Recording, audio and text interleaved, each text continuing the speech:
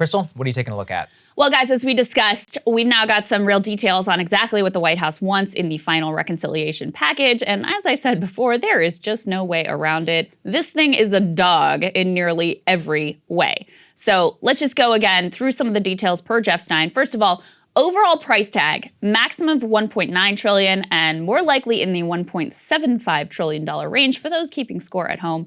That is more than $4 trillion less than the $6 trillion progressives ultimately wanted, but a mere $0.25 trillion off of what the corporate Democrats demanded. Now look, top line is not everything, of course, but it does give you a pretty decent sense of what direction this package that has been proposed is ultimately tilted in. Critical programs are stripped down entirely, or they're radically reduced.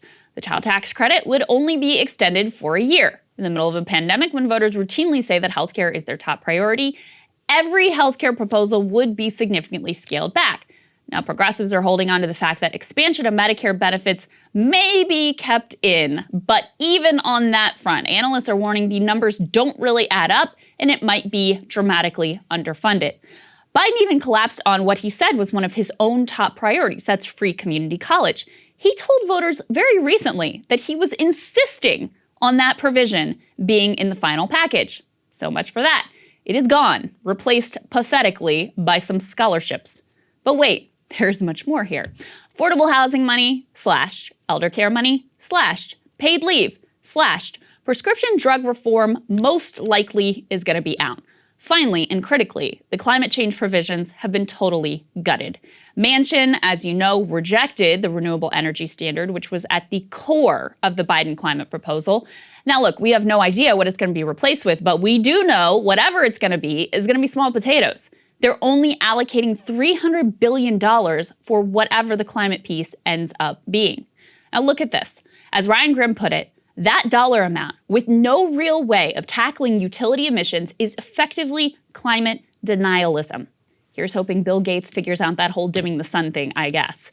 Now, there's a lot to say about all of this. The first and most pressing thing to say is that progressives must reject this proposal and be prepared to vote it down if it ultimately comes to that.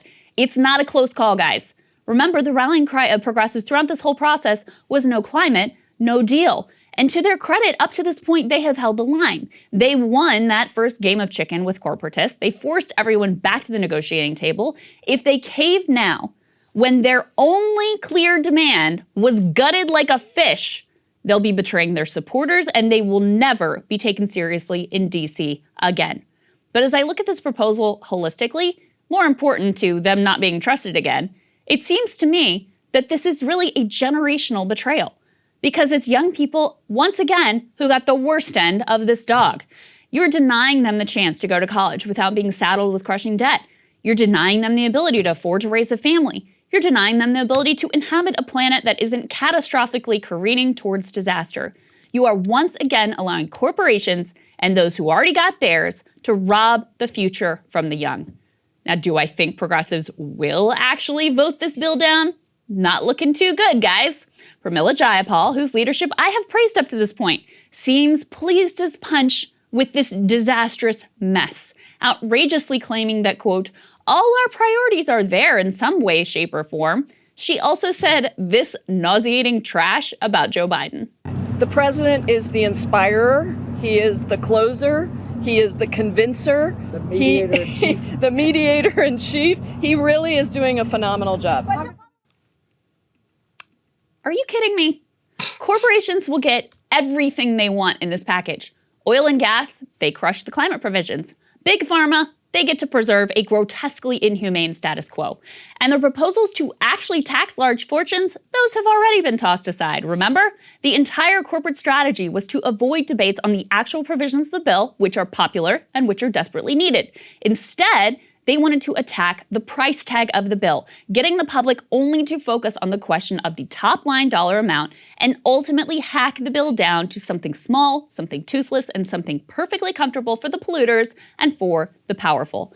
Their strategy has been wildly successful. If corporate lobbyists could have written this bill, it would look something like the proposal that is being floated right now. It strikes me that there's also something really fundamental to our society that's at stake here, too. I don't think it's too grand a statement to say The failure of multiple administrations to accomplish even the most basic and overwhelmingly popular reforms is an existential threat to the republic. Remember, Obama would always say, "Don't boo, vote." And people did. They voted for him in huge numbers. They voted for Biden in huge numbers too, as turnout in the Trump era surged to extraordinary heights. And they haven't just voted. They've organized, they've marched, they've knocked on doors, they've sent money to politicians, they've called their members of Congress, they've told pollsters what their priorities are in no uncertain terms. Right now, today, you'll see workers in the streets on picket lines and quitting their jobs en masse, all a form of demanding much more. And yet, all of it, in our political process, seems to come to naught. We had the largest protest movement in history last summer. It didn't result in one single change at the federal level. Not one. 83% of Americans support Medicare drug price negotiations. Democrats have been promising this basic, obvious reform since 2006. And yet, it looks likely to fail yet again. Fight for 15 has transformed the conversation around the minimum wage, sparking mass support, even in states like Florida. Yet at the federal level, we have gone the longest time in the history of the program since the minimum wage was lifted. What are people supposed to do with this information? With the knowledge that it doesn't matter what they do. Their desires and their priorities never move Congress. Now, we're already seeing where that leads, and it's nowhere good. Politics collapses down to culture war signaling. Nihilism sets in. The public either tunes everything out that's happening in DC, or they vote for some reckless idiot like Trump in the hopes that maybe he's just crazy enough to actually do something different.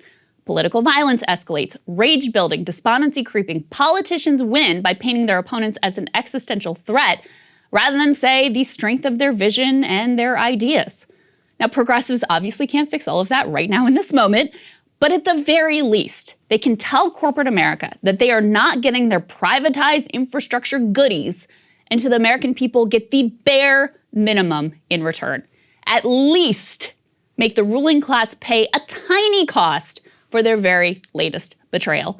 And Sagar, signs are not good. No. Hey guys, thanks so much for watching. That's right. Just as a reminder, you can become a premium subscriber today. Watch the full show completely uncut, our reactions to each other's monologues. You get to listen to it, you get to ask us questions, all that good stuff. Link is right there in the description or at breakingpoints.com. Best of all, great way to say screw you to the mainstream media.